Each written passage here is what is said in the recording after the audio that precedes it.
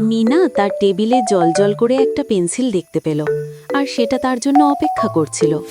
যখন মিনা তার প্রথম লাইনটি আঁকে তখন এটি স্থির থাকতে রাজি হয়নি।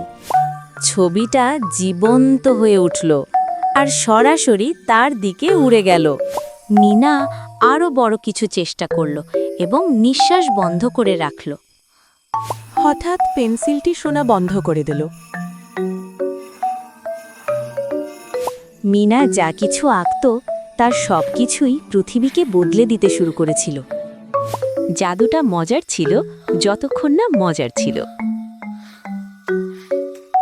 সে বুঝতে পারল শুধু পেন্সিলই শক্তিশালী ছিল না, সেও ছিল। মিনা ধীর গতিতে এঁকেছে এবং দয়ার সাথে। সে একের পর এক জাদুকরী অঙ্কন ঠিক করল। পেন্সিলটি তার শেষ উপহার দিয়েছিল।